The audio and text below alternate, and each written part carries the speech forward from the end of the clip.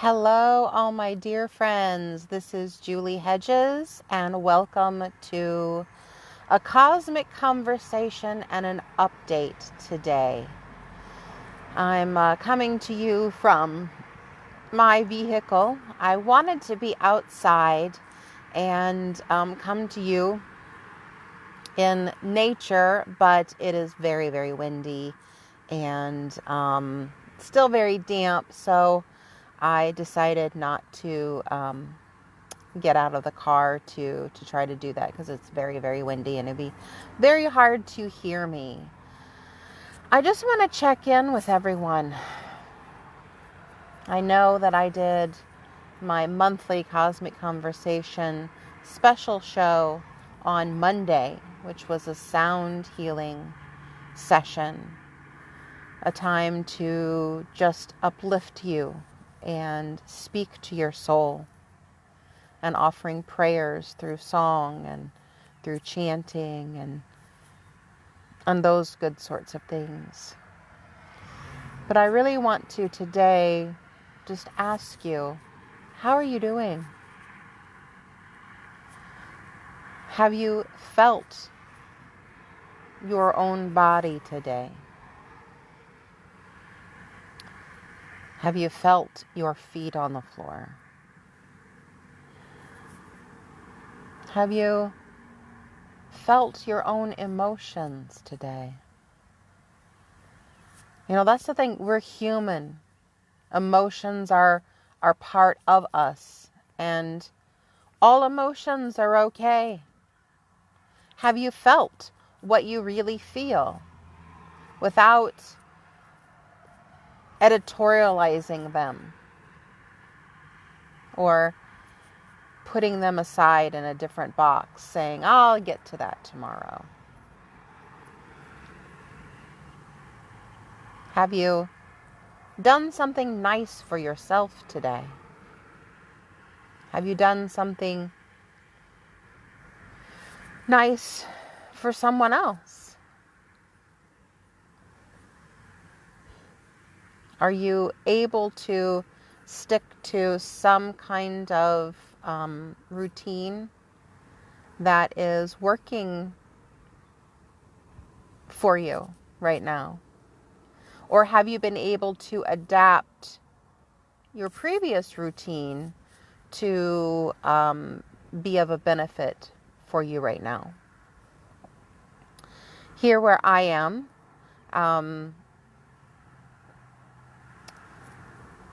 they announced school closures last week, and it was going to be just for the 2 weeks. And then now the school closures have extended to May 1st. So that's a good 6 weeks for, homeschooling and for some people sheltering in place. And I know that affects some people, it affects their schedules immensely. I'm very lucky that I don't have children in the school system, so that part of these changes has not affected me. So I'm grateful that for my routine it's okay, but I know that for a lot of people it's really changed the game. And for those of us who are sensitive with a lowercase s, who feel things deeply, I feel things very deeply. But most of us who are part of Star Nations and who tune into the shows and work with these wonderful practitioners of Star Nations are also sensitive with a capital S. Not only do we feel things deeply inside of us, but we feel things around us. And so those feelings can sometimes overwhelm us and overtake us. And part of the gift of being a sensitive person is also the gift of being a sensitive person. So in these times, taking care of ourselves is really really key. I really appreciated Neshi's special show on Sunday. She asked Ed Langen, who is another Star Nations contributor, show host, and writer, to share a tapping protocol to reduce fear and anxiety, and that was really helpful. I really enjoyed that, and I'm going back and listening to that and doing the tapping with Ed again on his setup statements. That was really, really, really good.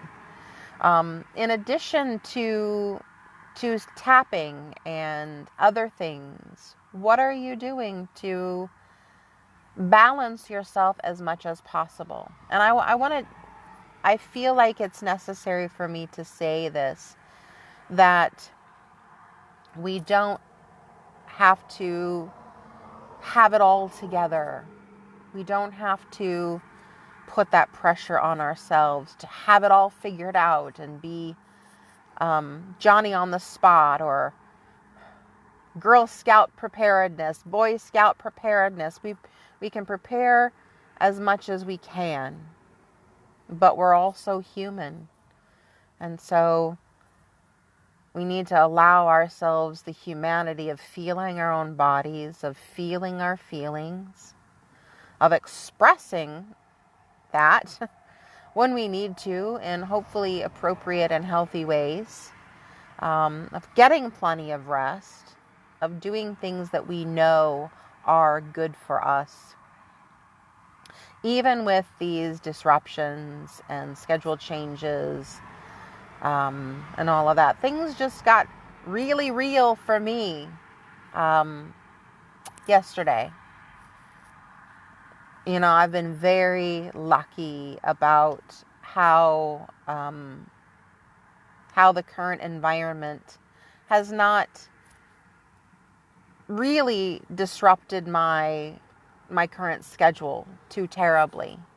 I'm still going to work. We're on a skeleton crew. We've got the A team and the B team, some working from home, others working in the office. I don't have school-aged children, so the homeschooling situation that most of us are facing here in the States, and maybe some around the world as well. I don't know how it is with you in your local community, but that has not affected me since I don't have school children. But last night I spoke to my mom on the phone, and she said that she and my dad are self-quarantining. And that's a really, really big deal, because they are older, they're in their 70s, but they also have, for years, taken care of the grandkids and watched the grandkids and played with the grandkids every day. I joke and say that my mom has not had a day off in over 40 years. She's taking care of kids that whole time. She enjoys it. She loves it. So that means they're self-quarantining. That means no kids over there, no other people, just my dad and my mom. And for me, that was like, this is really real. Not that I didn't believe that it was real, but it hit home to me that, oh, this has really made it home to me. So I had some emotions about that. Sure, I did. About that. And it's okay. It's okay. And to be very transparent, I did some emotional eating instead of really expressing my emotions. And I know it was emotional eating, and I still did it. So I'm forgiving myself, and I'm going on, and I'm understanding that that's part of a pattern for myself that is being invited to heal right now. It's for me. So what are you doing to take care of yourself? And if you find yourself in a place where you're just overwhelmed and what are you doing to let off that steam? So I'm glad to share a couple things that I do. Of course, I ground and center and shield and protect every morning and every night. Every morning before I get out of bed, I do my grounding, shielding, and protecting for the whole day. And then before I lay my head on the pillow to go to sleep, I do my grounding, shielding, and protecting at night also. And if I'm doing any kind of a day, so do a quick refresh, I guess you'd say. Centering and protecting. Definitely the centering. So I'm, together. Also twice a day. This is just for me, so I'm not recommending anything. I'm just sharing what I'm doing. Every day I wear oil. I use a carrier oil because frankincense is very strong. It's very powerful, but I slather it all over my body, every day. For a long time, but now I've stepped it up to morning and every evening. It used to be just in the evenings, but now I put frankincense all over my body in the morning and the evening. So as I'm going through my routine, getting ready, washing my face, brushing my teeth, put the frankincense oil on, put my clothes on, do my hair, those kinds of things. So I do that every day. What else do I do? Oh, interesting. So I'm still going to the office. I still am working full time. I know some of us out there have different schedules now with this. I'm still working full time. And so I'm still experiencing that as well as my sensitivities and everything that's going on in the world. So when I'm done with work, my mind is pretty full at that point. I'm like, when I'm done, I'm done. It's like cooked. I'm dry, like a poor worm on the pavement, dried up. So when I leave work, I get in my car, and before I drive off, I literally shake off the day. So I shake my hands out. I shake my body. I shake my shoulders a little bit. I shake off the day as I'm driving down the road. And I even say it out loud. I'm shaking off the day. I'm shaking off the day. I'm shaking off the day. Because when I leave, I want to be refreshed so that hopefully I can go for a walk or enjoy some nature and definitely release any mental energy that's still engaged with my to-do list. And hopefully free up some of my energy for something creative, something enjoyable. So that's what I do every single day. I'm also making sure that I'm eating my vegetables, taking my vitamins, and drinking my water. I drink a gallon of water a day. I drink a liter before I leave the house. I drink 2 liters while I'm at the office. And then in the evening, I drink another liter before I go to bed. Sometime between afternoon and evening, I'll drink another liter. So I'm still drinking my water. I like to take salt baths also. So I did get some Epsom salts, so I'll take a salt bath. And then when I get out of the bath, I'll put some frankincense oil on. And I'm trying to watch funny videos and Star Nation's programs of an evening. And still trying to do some creative things. while I'm staying home. I'm not engaging with the world at large, other than being out in nature and listening to the birds, but not around people and not in crowds and all of that good sorts of things. So trying to do some art projects, reading. But honestly, I've been very tired. I've been more tired than usual. So I've been trying to go to bed early, but truthfully, it's been a challenge. I'll be tired and I'll go to bed, but bing, kind of like wide awake and still awake even after midnight. So that's been a challenge, and I'm going to try to check with my spiritual team and see if there's anything else that I can do to encourage my body to get the rest that it needs. Or to talk to my body and find out what this tiredness is all about. But that's really what I wanted to share with you. Oh, one more thing. Sorry. As of yesterday, I started yesterday, I've challenged myself, committed myself really, to do 30 days of gratitude. So yeah, a lot of things are very, very challenging right now. There are a lot of what ifs. There are a lot of, we can't do the usual things that we've done. Detours and roadblocks and delays, and we can't just plow right through like we normally do, and that can be frustrating. But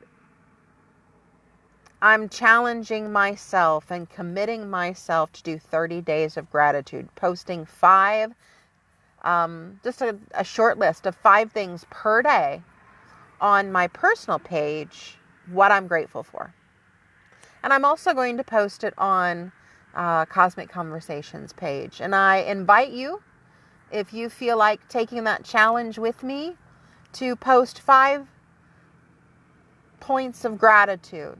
What you're grateful for. 5 things each day. Because as we practice gratitude, more opportunities for gratitude are presented to us. It is that law of attraction. And I'm not saying that we ignore what we feel, but for me, it's about redirecting. So I'm really thankful for the birds. That's one thing in all of this, that we are experiencing some significant challenges. But the birds just keep going on like they go on. They're not affected by this human world. They're working on finding their girlfriends and boyfriends and pairing up to have some baby birds.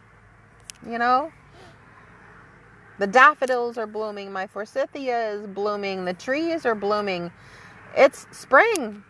As of 10:30 this evening, Central Time, it is the spring equinox. So spring has finally arrived. I'm grateful for that. I'm grateful that the seasons change.